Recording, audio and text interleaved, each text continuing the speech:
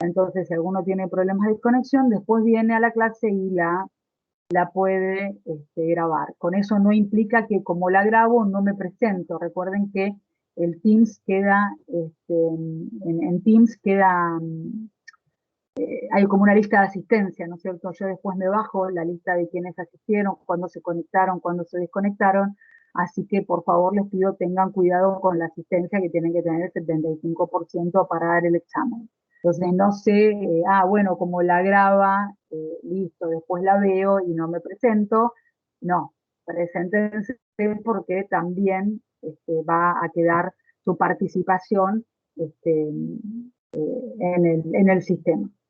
Bueno, pero bueno, les vuelvo a repetir, no me molesta que la grabemos, de hecho yo la pongo a grabar y si me olvido, alguno me avisa, profe, por favor, la pone a grabar, que eso es una ayuda, yo ya entiendo muchas veces problemas de conexión, problemas de tiempo, así que realmente es una ayuda tenerla grabada. Bueno, vamos a arrancar obviamente por el principio, por donde se arranca todo, siempre vamos a arrancar por el principio, claramente definiendo qué estamos estudiando, para qué estamos acá, por qué tenemos que tener un cuatrimestre de esta materia. Así que vamos a ver qué estudiamos, ¿sí?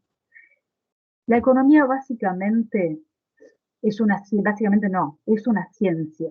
¿Sí? Es una ciencia, ¿por qué? Porque esto ya lo deben haber visto en el seminario, está compuesta por hipótesis, que esas hipótesis se fueron validando, al validar esas hipótesis se convirtieron en leyes, entonces ese conjunto de leyes, de hipótesis, de ese conocimiento, forma la ciencia económica. Y dentro de las ciencias, la ciencia económica es una ciencia social. A pesar de que hay mucho numerito, de hecho hay una parte práctica muy importante que la van a ir viendo y que eso los confunde, piensan que es una ciencia exacta. No, la matemática es una ciencia exacta. La economía utiliza la matemática para validar sus hipótesis y mostrar sus modelos económicos, pero la utiliza. No significa entonces que sus modelos económicos en sus resultados formen parte de una ciencia exacta. Es una ciencia social. ¿Por qué es una ciencia social? Porque el objeto de estudio de toda ciencia social es el ser humano. Y la economía tiene como objeto de estudio el ser humano. Así como lo tiene la psicología, la sociología, todas las ciencias sociales tienen como objeto de estudio del ser humano. La diferencia de cada una es qué toma, ¿no? Qué parte de ese, del ser humano y lo que estudia, ¿no es cierto? La psicología estudiar al ser humano, que está grupalmente, cómo consume, por qué, ¿no? Cómo básicamente se manifiesta ante los hechos económicos. Entonces, es una ciencia social, por favor que eso quede claro. Por lo tanto, así como las ciencias exactas marcan específicamente, como dicen las ciencias duras, una exactitud, y la matemática me dice que 2 más 2 es 4, me lo va a decir acá en Argentina como en Corea del Norte, y en 1980 como en el 2014, ¿sí? Va a decirme siempre lo mismo. La química, por ejemplo, que también es una ciencia exacta, si yo digo, bueno, mirá, si vos pones en un tubo de ensayo 2 gramos de sodio y 4 de cloruro con a 30 grados de temperatura, te va a dar tal resultado, me va a hacer lo mismo acá que en Corea del Norte y en cualquier momento del año, mientras que yo cumpla estos requisitos de exactitud en cuanto a puse esto, tengo que poner lo otro a 30 grados centígrados. En cambio, las ciencias sociales lo que hacen es que cuando se validan sus leyes, básicamente no se validan para el 100% de los casos porque no son exactas, sino que muestran una tendencia, ¿sí? Las leyes económicas van a ver que van a representar más del 90% de las posibilidades, pero no en el 100% de los casos se va a dar porque es una ciencia social y marcan una tendencia, cada uno de nuestros modelos económicos marcan una tendencia, una generalidad. Van a encontrar algunos autores que dicen que las leyes económicas son generalistas, ¿sí? Por este motivo, porque es del ser humano, entonces no vamos a, no sé, un plan económico de gobierno, no funciona de la misma manera en Argentina, exactamente con los mismos parámetros que en Corea del Norte. No va a funcionar de la misma manera. ¿Por qué? Porque el ser humano es diferente, porque la sociedad es diferente, pero sí va a haber una tendencia. Eso es lo que busca, eso es lo que nos tenemos que aclarar cuando hablamos de que la ciencia económica es una ciencia social. ¿Y por qué surge la necesidad de estudiar al ser humano en ese sentido? Cuando se observa que el ser humano, cada uno de nosotras y nosotros, tenemos necesidades. Entonces, las necesidades del ser humano, que ya nacemos básicamente con necesidades. La primera necesidad que tenemos innata, ¿no es cierto?, desde que nacemos es de alimentarnos, ¿no es cierto?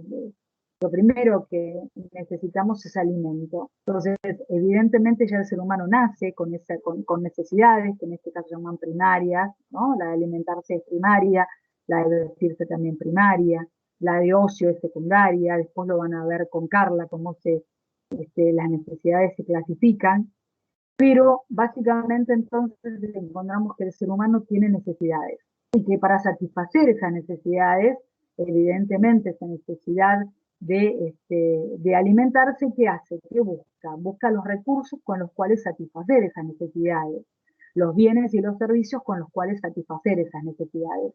Entonces, el ser humano tiene necesidades que las tiene que satisfacer con recursos. El problema está en que las necesidades del ser humano son ilimitadas.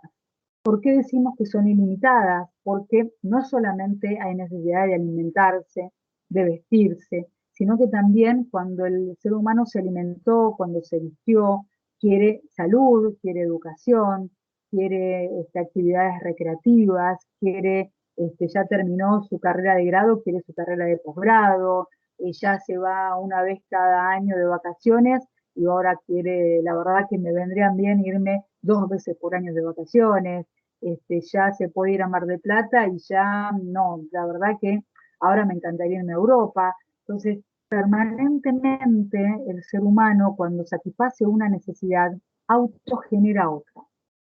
Entonces estamos en un proceso continuo de creación de necesidades que hace que las necesidades sean ilimitadas. Nosotros tenemos necesidades que de alguna manera van creciendo con nosotros mismos, entonces se tornan en necesidades de manera ilimitada. ¿Qué sucede? El problema está en que los recursos no son ilimitados. Entonces, al no ser los recursos ilimitados, lamentablemente entramos en un grave problema porque tenemos necesidades ilimitadas, o sea, tenemos un extremo en donde las necesidades son ilimitadas y por el otro lado tenemos los recursos que son limitados. Entonces, realmente no vamos a poder nunca hacer coincidir y hacer que desaparezca este problema.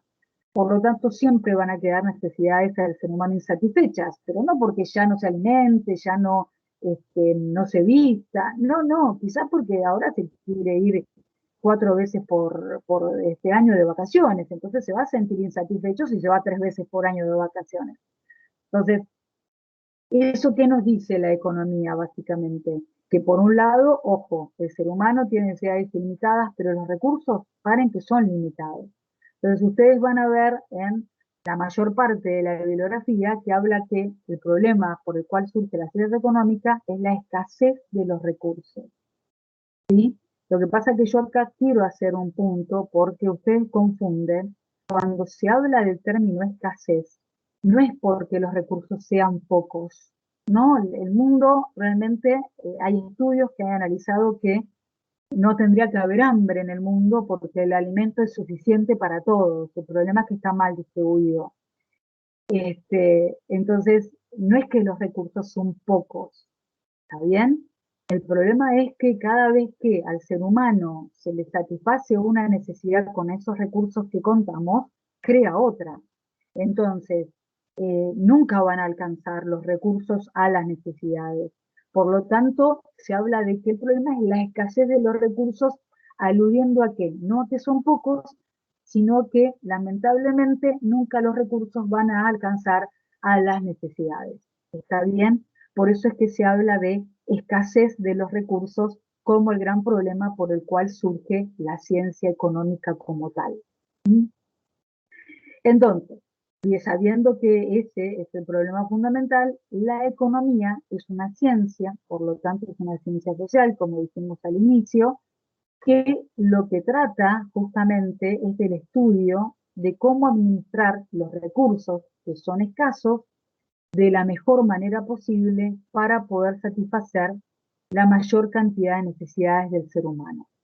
Entonces, lo que busca es, bueno, a ver, vamos a estudiar cómo administramos estos recursos que sabemos que son escasos, pero no porque sean pocos, sino porque nunca van a llegar, van siempre por detrás de las necesidades para que le satisfagan al ser humano la mayor cantidad de necesidades posibles. ¿Está bien? De eso se Profe, trata. Sí,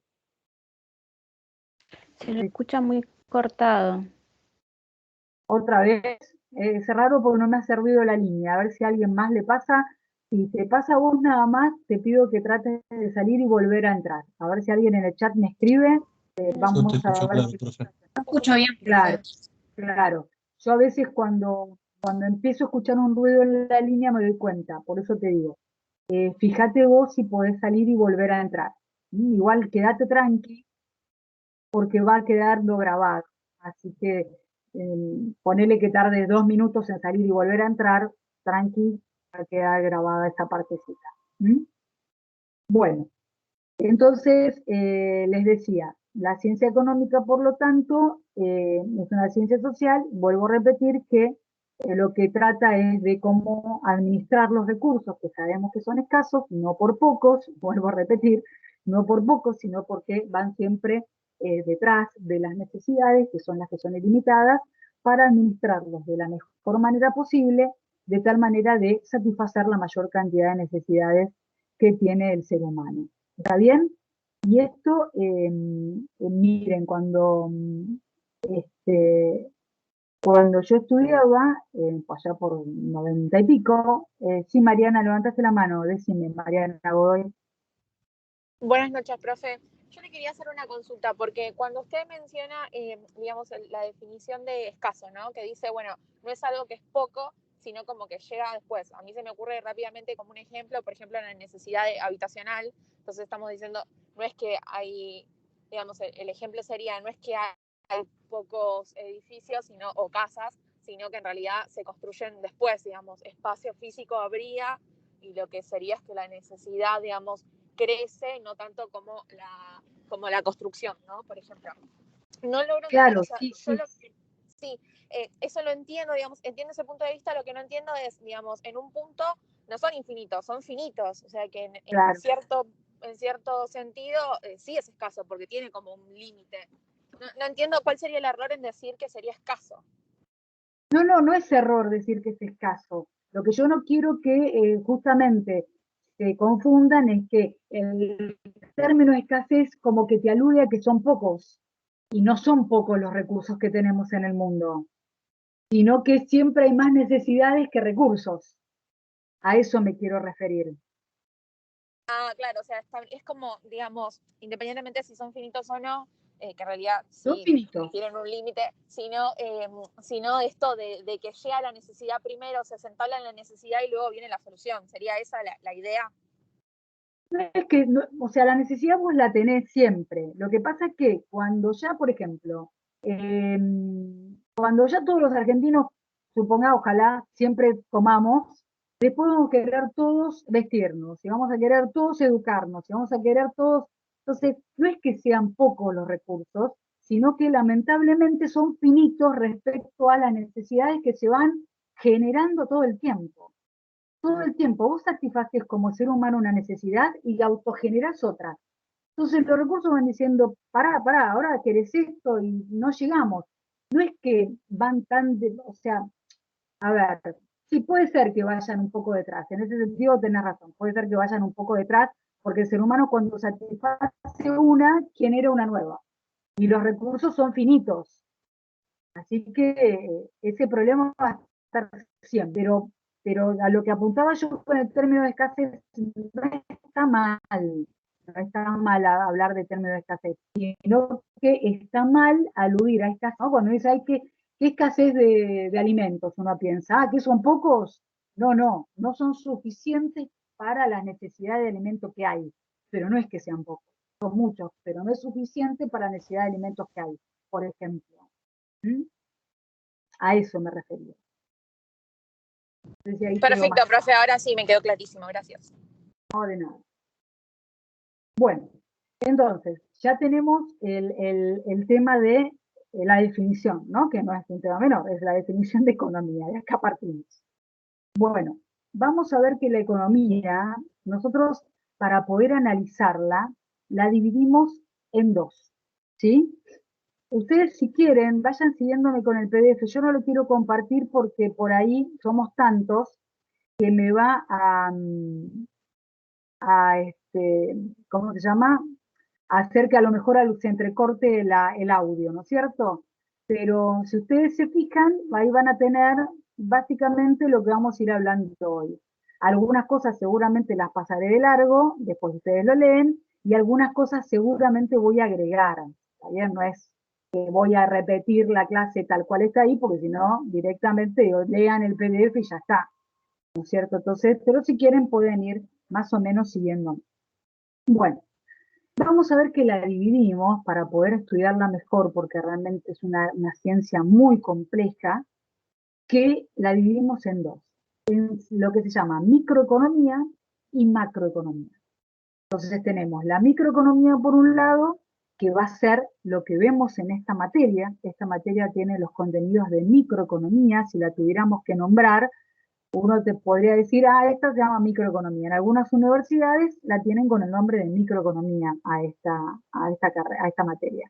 Nosotros, sí, en la universidad le pusimos el nombre de economía general, pero los contenidos son de microeconomía. Y después si tienen, que se llama macroeconomía, que cuando aprueben esta van a macroeconomía. ¿Qué estudia la microeconomía? ¿Qué vamos a estudiar nosotros? Vamos a estudiar el comportamiento de lo que se llaman pequeñas unidades económicas. El comportamiento de las pequeñas unidades económicas, María, vemos si a alguien más se le corta y si no debe estar vos. ¿Bien? Ahora vemos también. El comportamiento de las pequeñas unidades económicas es el que estudia el que estudia la microeconomía. ¿Qué es una pequeña unidad económica? Un individuo, o sea, nosotros, cada uno de nosotros, vamos a estudiarnos nuestro comportamiento, por ejemplo, de consumo, lo estudiamos con esta materia que es la microeconomía. El comportamiento de una empresa, la empresa también es estudiada a través de la microeconomía porque es una pequeña variable económica. Por más que sea no sé, el kiosco de Pepe o General Motors que tiene, no sé, 500.000 empleados repartidos por todo el mundo. No importa, son pequeñas unidades económicas porque son empresas. Entonces, la pequeña unidad económica es estudiada por la microeconomía. Paula, el PDF, el primero que dice clase, a lo mejor el que dice clase, fíjate que yo voy salteando cosas, fíjate que estoy en microeconomía y macroeconomía. No sé exactamente en qué página está. La economía, clasificación de bienes y necesidades. La clasificación de bienes y necesidades lo ven con Carla, recursos escasos y necesidades infinitas de la página 6, lo vimos recién.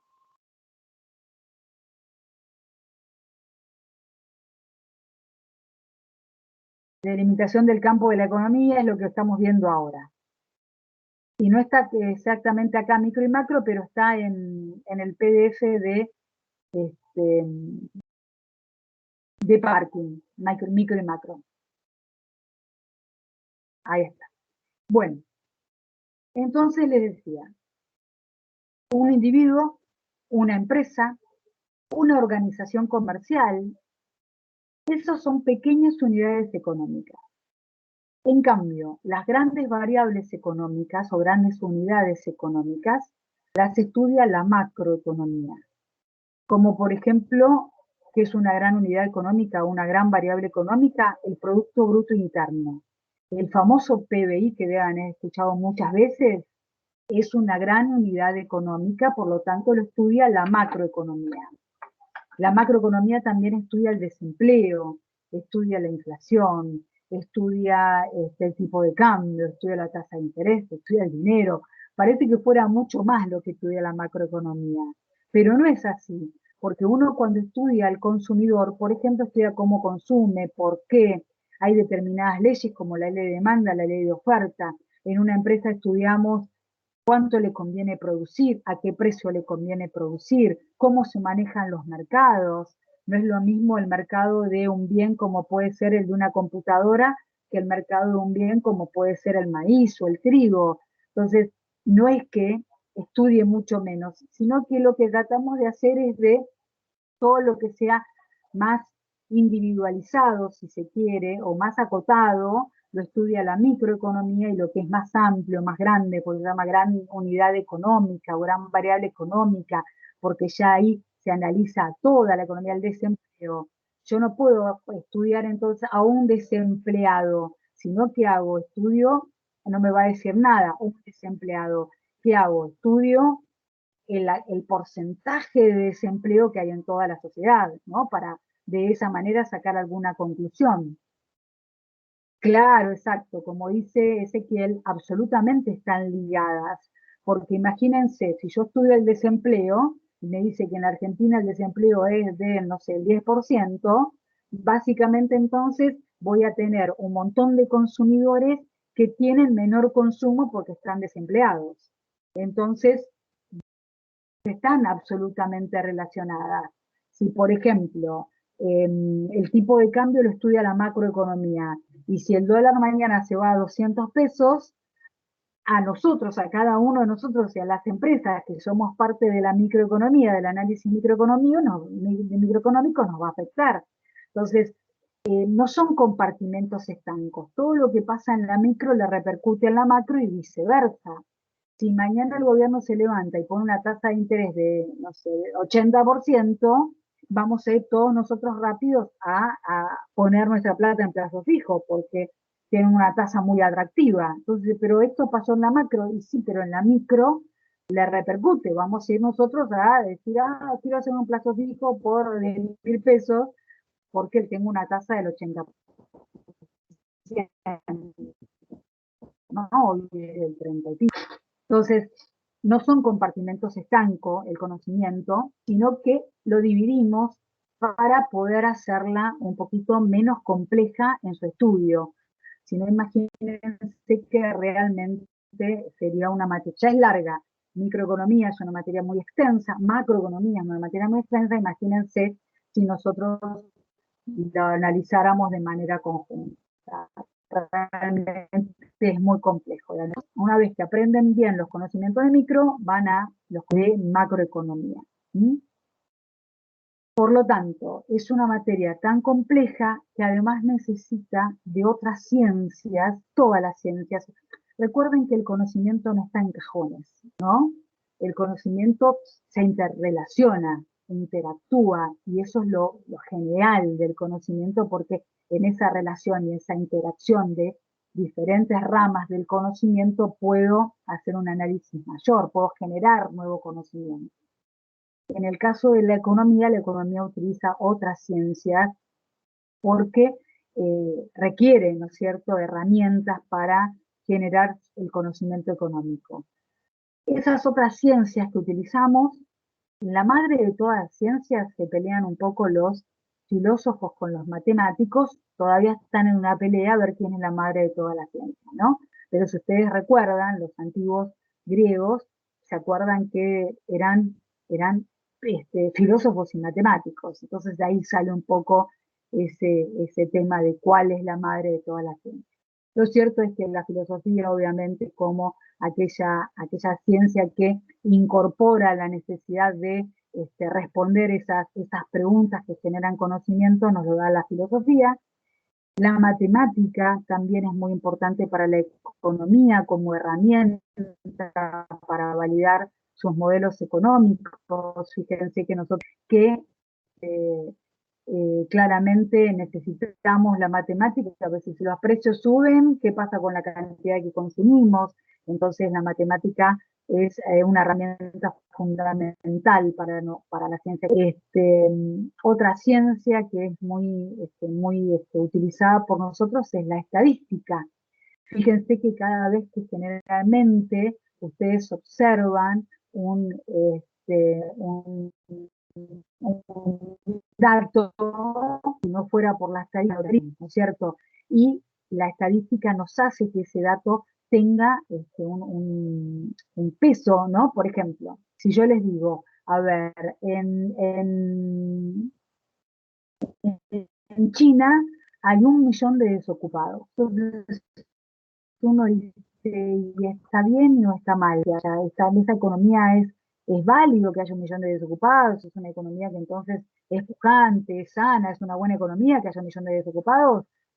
En cambio, yo les digo, en China hay un 1% de desocupados, y dice, uy, qué bárbaro, cuando la tasa de desocupación media del mundo es del 8 o 9%, la verdad que es bárbaro, por ejemplo. Entonces, el porcentaje, de alguna manera, obviamente que se obtiene gracias a la estadística, nos contextualiza mejor el dato. ¿Yo qué hago? Con 1 millón, y obviamente hago el millón respecto de, digo, hay 1 millón de desocupados en China, y digo, son 1.300 millones la población en China, y la verdad que no es nada. En porcentaje, hago la cuenta en mi cabeza, no necesito ni el número, digo, la verdad que no es nada. En cambio, yo les digo, no sé, en Uruguay hay 1 millón de desocupados, y ahí me dicen, y la verdad, profe, que está muy mal Uruguay, porque ahí son 3 millones de habitantes, que hay 1 millón de desocupados, pero ¿qué hago? Tengo que hacer el análisis, ¿no? Y eso, ya me lo da hecho todos los porcentajes que me da la estadística, ¿no? Por eso son tan importantes también los institutos como por ejemplo el INDEC. Es muy importante para todos los que analizamos economía el INDEC, porque ya nos da el dato contextualizado. Yo la verdad no sé cuántos millones de habitantes son los que están desempleados en la Argentina, pero si me dice que hay un 10%, más o menos estaríamos en la media de desocupación. No es tan grave, obviamente no sería lo ideal, tampoco hay pleno empleo en ningún país del mundo, pero quiero decirles que el dato me contextualiza, ¿no? Yo digo, los precios nominales van subiendo, ¿y cuánto es la inflación? Y no sé, tengo que sacar el dato, bueno, ya tengo el dato de la inflación, le busco el index, ya tengo el dato de la inflación. Entonces, por algo ustedes fíjense que, si ustedes se fijan, las materias que tienen que ustedes aprobar para recibirse, no es que es bordado 1, mecánica 4, sino que fíjense, tienen estadística, tienen matemática, ¿no es cierto? Tienen historia, derecho, tienen todas las materias que se relacionan en el conocimiento que ustedes finalmente tienen que tener, ¿no es cierto? Ustedes tienen que ser contadores, tienen que estudiar las ramas de esas materias que lleven en mí ese conocimiento diverso, pero que haga un conjunto tal que puedan entonces recibirse y tener los conocimientos para poder trabajar de contador, licenciado en economía, licenciada en administración, lo que no es casualidad, ¿no? No es que ponemos, como les digo, bordado 4 y no sé, mecánica, física, ¿no? Son conocimientos que no es que esté mal, pero no hacen a las ramas que yo tengo que tener para sacar, ¿no? un buen contador al mercado. Bueno, con los conocimientos necesarios como para ejercer la profesión que decido estudiar. Bueno, entonces la estadística, otra que es también muy importante, pero que no es una ciencia, a mí los profesores de contabilidad por ahí se me enojan cuando yo digo esto, no es una ciencia, es la contabilidad. ¿Sí? No tengo nada de contabilidad, la uso diariamente, ¿no es cierto? Soy contadora, pero la contabilidad lo que hace es llevar a un lenguaje que conozcamos lo que sabemos de contabilidad, lo que en realidad es un hecho económico. Si una empresa, por ejemplo, compra un rodado, compra un vehículo para hacer su reparto, no va a ir a sentarlo a su asiento diario como con una palabra que todos conozcamos, o sea, mirá, ¿sabes qué? Cuando la empresa compra un vehículo hay que activarlo con rodados. Y no sé, lo pagó con un crédito. Entonces hay que no sé, aumentar el pasivo con una deuda. Entonces, cuando uno ve eso, ¿cuál es? El hecho económico es compró un vehículo. Pero, ¿qué hago? La verdad que está muy buena la contabilidad, porque si yo miro el libro diario de cualquier empresa y entiendo de contabilidad, si la empresa hubiera puesto manzanas a, no sé, a deudas financieras, a deudas, lo que fuere, como sacó ese crédito, cómo pagó ese rodado, manzanas, 8 millones de pesos en manzanas, o sea, no. Entonces, la contabilidad lo que nos ayuda es para que los hechos económicos, que son los que realmente se producen, los pueda cualquiera entender al ver un libro diario de una empresa. ¿Está bien? Entonces, ¿es importante? Sí, es importante la contabilidad también. Otra ciencia que es importante es la psicología. La psicología estudia el comportamiento individual del ser humano. Nosotros, ¿qué nos interesa? Básicamente es la parte del consumo. Entonces, por ejemplo, ¿no? Con la psicología hemos advertido que, no sé, la población, aquellas personas que tienen una mayor carga de familia, generalmente tienen hábitos de consumo conservadores, ¿no? Vamos a ver que van a tratar de, no sé, si los ingresos son, obviamente, son finitos en cada una de las personas, y vamos a ver que aquellas personas que tienen una alta carga de familia, no sé, mantienen a sus hijos, o les pasa su cuota alimentaria, o tienen a lo mejor familiares adultos mayores a cargo, lo que fuere, vamos a ver que en su consumo son mucho más conservadores. En cambio, aquellas personas que pasa lo contrario, vamos a ver que tienen un consumo más, no temerario, sino más arriesgado, en el sentido de, uno dice, bueno, sí, ¿sabes qué? Me compré este celular que vale, no sé, 200.000 pesos y lo saqué en 12 cuotas. En cambio, una persona que tiene mucha carga de familia, no vamos a encontrar tan fácilmente, a no ser que tenga elevadísimos ingresos, que tenga ese tipo de consumo. Entonces, fíjense que acá se ve muy claro que la ciencia económica no marca esas actitudes, porque por ahí yo puedo tener a una persona que a lo mejor tiene 5 hijos, que se compra un celular de 200.000 pesos y lo paga con la tarjeta, y resulta que debe la cuota alimentaria, ¿no? Y lo vamos a tener. Pero la profesora me dijo que las personas que tienen mucha carga de familia tienen un nivel de consumo más conservador, ¿no? Siempre merituando y midiendo realmente el uso de los recursos. Y sin embargo encuentro a esta persona que, no sé, gana 50.000 pesos, mira con el teléfono que anda, mira con, ¿puede pasar? Sí, pasa. Por eso es que les digo que la ciencia económica, en cuanto a las leyes que tienen que ver con lo económico, marcan una generalidad. Nosotros nos vamos a dar cuenta que es general, que vamos a encontrar excepciones, sí. ¿Por qué? Porque es una ciencia social. Entonces, cada uno de los individuos no va a reaccionar exactamente de la misma manera. Sí, lo que vamos a observar es que no cada uno de los individuos reacciona de la misma manera, pero hay una tendencia que los individuos reaccionen de esa manera. ¿Está bien? Stephanie, Abril Rodríguez, te aviso que se te activó la cámara. Tené cuidado. No sé si la quisiste activar, a mí no me molesta, pero no me molesta si ustedes activan la cámara, pero te aviso porque a lo mejor se te activó y no sé, no querías que pasara. ¿Está bien? Bueno, entonces ya tenemos también la psicología. La sociología también es una ciencia que la utilizamos mucho en economía, sobre todo, pues sin querer. Sí, sí, no hay problema que activen la cámara, a mí no me molesta, les vuelvo a repetir. Pero bueno, justo por ahí se te activó y no, no querías. La sociología también es una ciencia muy importante. Esta descripción detallada no la tienen en el PDF, porque el PDF básicamente viene a ser una suerte de resumen, ¿está bien? La sociología, ¿por qué es tan importante?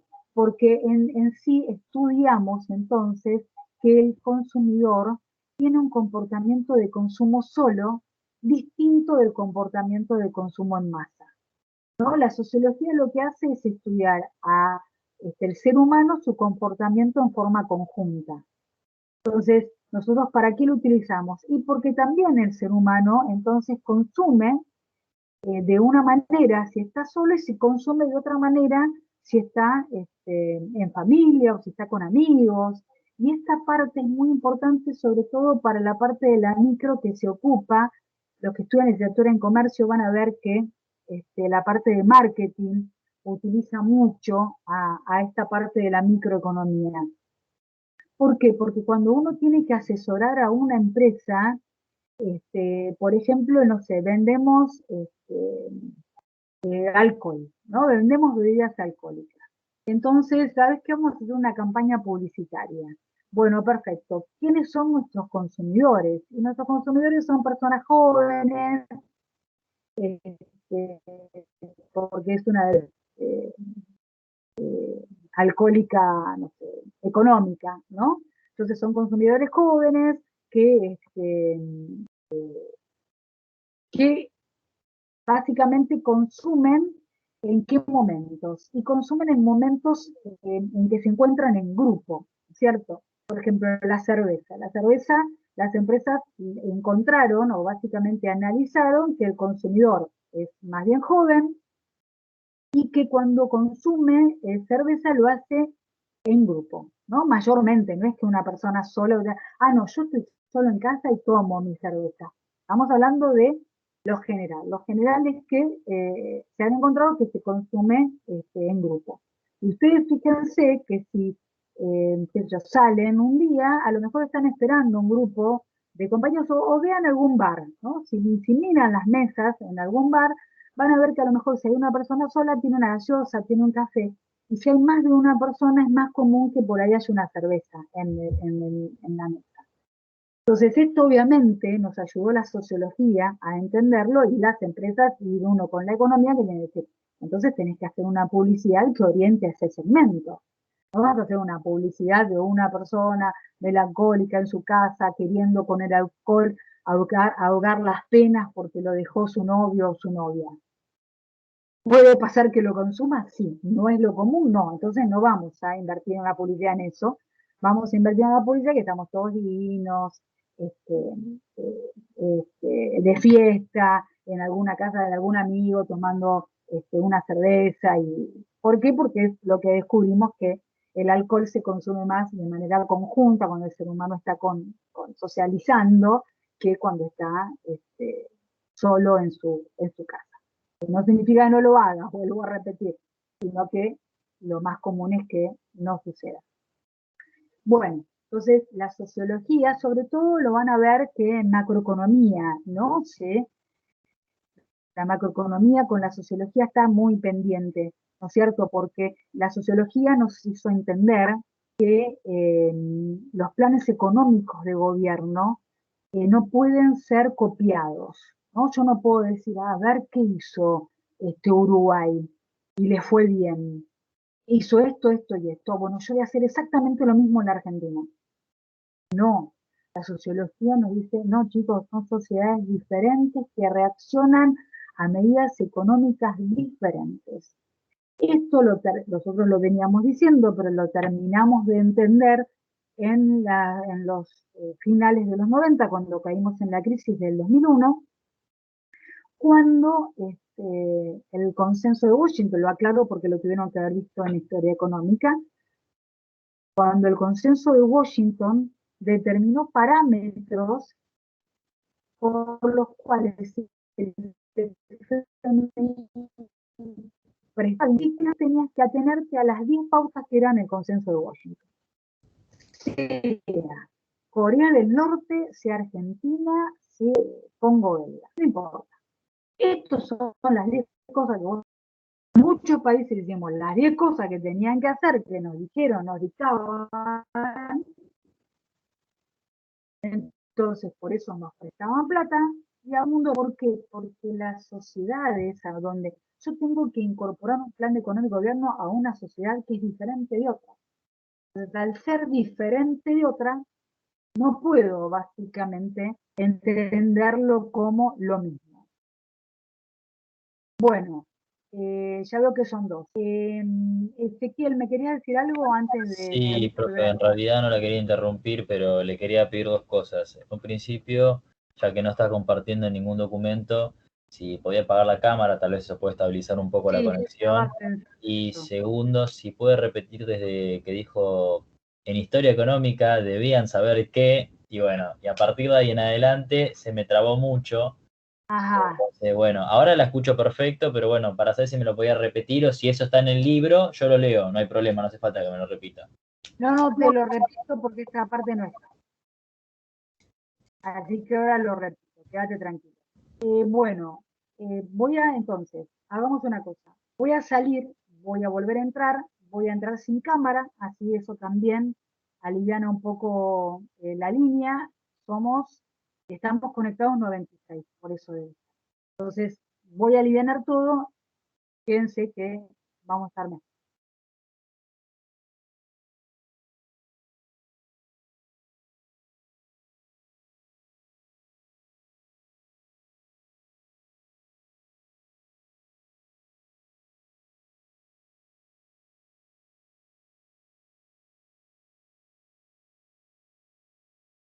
Chicos, ¿alguno sabe si se sigue grabando la reunión por medio de que salga la profe? Sí, sí, eso no pasa nada. Mientras no nos desconectemos todo, no se va a cortar. Así que si alguien se queda dormido, sigue grabando todavía. Ah, dale, joya, gracias. Listo.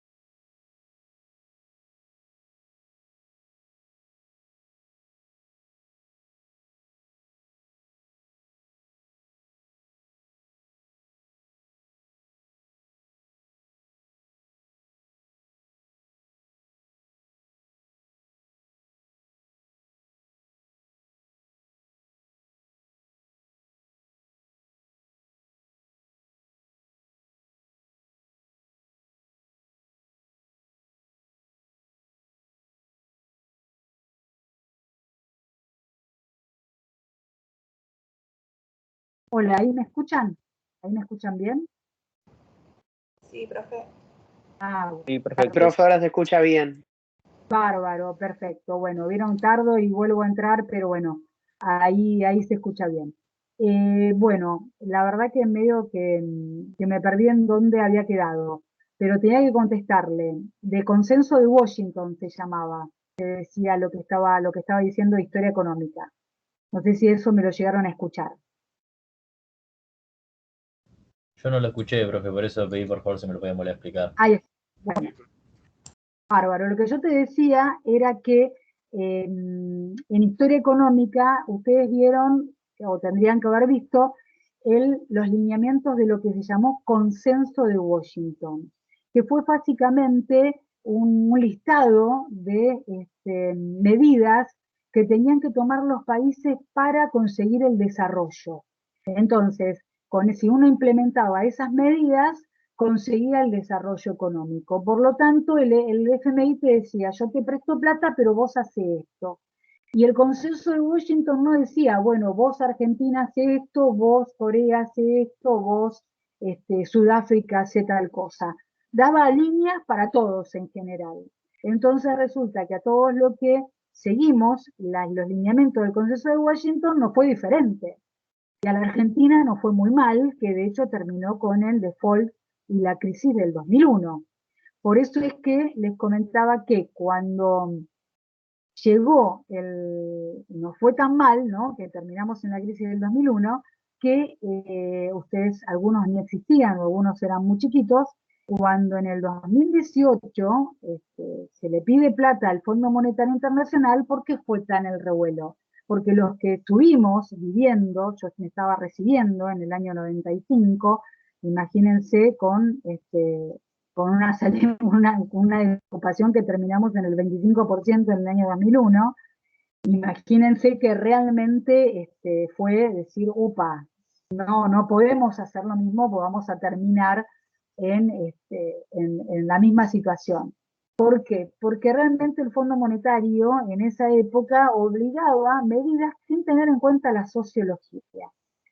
Hoy aparentemente pareciera que el mundo se fue dando cuenta de eso y nosotros también, entonces, y además se dio cuenta también el Fondo Monetario que aplicando medidas propias pudimos darle toda la deuda.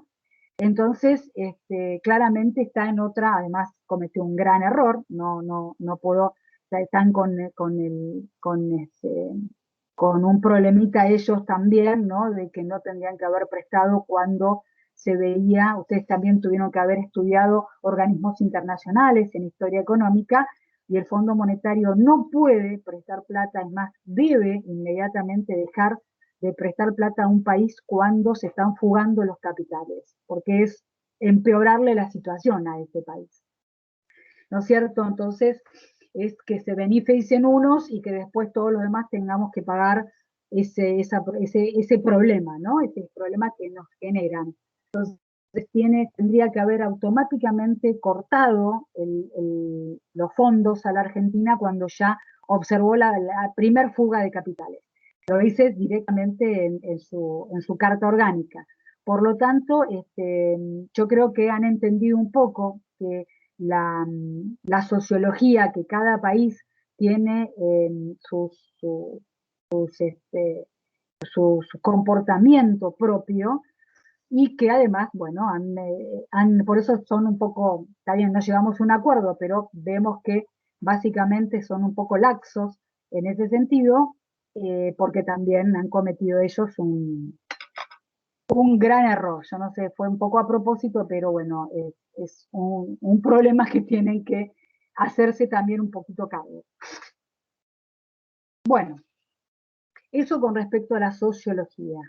Otra ciencia que también es muy importante y la estoy mencionando continuamente es la historia. Por algo la tienen ustedes como materia antes de llegar a economía general, ¿no? A la historia. La historia es fundamental para nosotros, para mí es una de las materias que no le puedo dar un orden de importancia a la vinculación de las ciencias con otra, pero realmente es muy importante porque la ciencia, toda ciencia, cuando quiere establecer que ese conocimiento es genuino y por lo tanto esa hipótesis validarla y convertirla entonces en una ley económica, por ejemplo, decir, hay una ley económica que se llama la ley de demanda, que dice que si los precios suben, la cantidad que se consume de un bien disminuye. Entonces yo no puedo hoy en día decir, a ver, yo quiero validar a esa ley económica diciendo, bueno, voy a encerrar a qué, ¿quién es el objeto de estudio? El ser humano. Bueno, lo voy a encerrar entonces en un supermercado durante, no sé, 2 años y le voy a ir haciendo subir los precios a ver si va bajando el consumo. Como no somos ratones de laboratorio, la manera que tenemos de validar nuestros conocimientos empíricamente es a través de la experimentación que nos lo da la historia. Entonces, ¿yo qué hago? Recabo datos, ¿no? No tiene por qué ser una historia de, no sé, la época de Napoleón. No, fíjense, el consenso de Washington ya es parte de la historia económica, ya podemos nosotros, de acuerdo a lo que pasó en la década del 90, tener conocimientos de que si volvemos a hacer lo mismo, no va a volver a pasar lo mismo, ¿no es cierto? Entonces, y es una historia, estoy hablando de finales de los años 90, ¿no? Entonces, con el gobierno de Carlos Menem. Entonces, la historia nos permite validar nuestros conocimientos hoy con datos que se fueron obteniendo, porque no somos ratones de laboratorio. Entonces, con la física o la química se hace muy fácil. Yo, bueno, mira, descubrí que obtengo tal elemento químico si junto el sodio con potasio. Bueno, lo descubriste, mostrámelo. Bueno, lo demuestro, lo muestro y lo demuestro. Con la economía realmente eso no se puede hacer. Entonces, la historia económica nos va, de alguna manera, con los hechos que pasaron, advirtiendo que sí, pasó tal cosa en la década del 90, con las variables de esta manera, de otro tipo de cambio fijo, con tasa de interés elevada, y si vos volvés a hacer lo mismo, te va a pasar exactamente lo mismo, ¿cierto? De hecho, los economistas advertían que iba a haber esa crisis económica ya en el año 96, ¿no? Empezaron a advertir que había que salir de la convertibilidad porque se estaba dando lo que había pasado años anteriores con la tablita de Martínez Dios, que fue una convertibilidad parecida. Y terminó en una gran devaluación. Entonces, bueno, ¿no es cierto? Terminamos en más o menos lo mismo, peor, en el año 2001. Entonces, la historia en ese sentido realmente es muy, pero muy importante. Bueno, otra ciencia también es el derecho. El derecho a la economía le pone límites, ¿no es cierto? Uno podría decir, bueno, a ver, hay tantos desocupados. Bueno, ¿sabés qué? Tomá más gente y yo te permito que en vez de pagarles pagarles tanto, le pagues, no sé, 1.000 pesos por mes, por decir algo, ¿no? Un plato de comida diario y, no sé, casa y comida, ¿no? Por decir algo.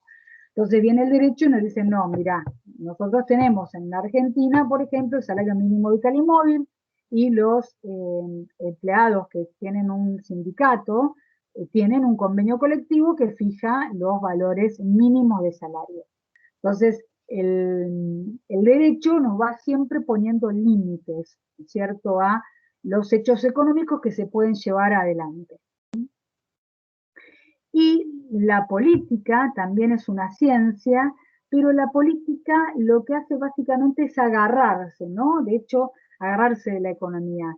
De hecho, los que estudian licenciatura en economía van a ver una materia llamada política económica, que claramente son lineamientos dentro de la economía utilizados por la política, ¿no? Un poco lineamientos de las escuelas, ¿no es cierto? Hay una política económica más abierta, más cerrada. La economía en sí les dice a todos los políticos lo mismo, ¿no? La economía es una ciencia que es apolítica en ese sentido, o apartidaria en ese sentido. Después, el uso que haga cada gobierno de turno de la política es diferente, ¿no es cierto? Entonces, tenemos algunos que, no sé, consideran que para bajar la inflación lo ideal es tener una tasa de interés alta, ¿no? Como pasó en la década del 90, tener una tasa de interés alta. Sí, pero la economía te va a decir, che, cuidado, porque si vos tenés una tasa de interés alta, la tasa de inversión se reduce, porque las empresas, en vez de invertir en máquinas, lo que van a hacer es poner ese dinero a funcionar en el sistema financiero, porque tiene una tasa de interés elevada, que fue un poco lo que pasó en la década del 90 que volvió a pasar en el gobierno anterior con tasas de interés elevadísimas, entonces las empresas preferían obtener un 70 y pico por ciento de rendimiento del ELIX antes que comprar una máquina que a lo mejor me representaba un porcentaje de rendimiento de un 30%. Entonces, eso la economía lo dice, te lo aclaran, era la tasa de interés va inversa a la tasa de inflación. Fíjate cómo lo querés manejar, ¿no es cierto? Entonces, después, cada político de turno, digamos, utiliza la economía a favor de lo que quiere, de la política económica que quiere llevar en su gobierno. ¿Está bien?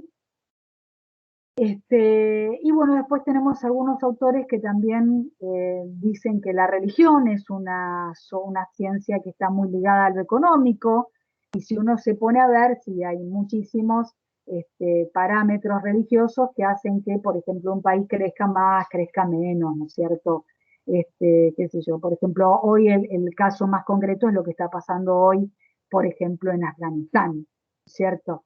En donde claramente ellos tienen ahí realmente es la misma religión que otros muchos pueblos islámicos, por ejemplo, Dubái es islámico y sin embargo es un estado que cree que el conocimiento es fundamental, ¿no? Para mujeres, para varones, y también es islámico, y sin embargo, el pueblo talibán, o los talibanes, no sé, porque estaba escuchando que no es un pueblo, la verdad no entiendo mucho, así que no me quiero meter mucho de eso, pero en Afganistán por muchos años se consideró lo contrario, y uno dice, pero es el Islam, sí es Islam, pero evidentemente eh, hay interpretaciones distintas del Islam. Bueno, esas serían las más importantes, por ahí me quedo alguna, pero bueno, las más importantes a tener en cuenta son estas ciencias que se relacionan con la ciencia económica, ¿ok? Voy a ir chusmeando un poco, si me está quedando algo, pero bueno, más o menos estamos bien. Bueno, con esto estamos en la primera parte de la clase. Son 9 menos 5, vamos a hacer una cosa, siempre hacemos un corte, vamos a hacer un corte de 15 minutos para descansar un poco todos.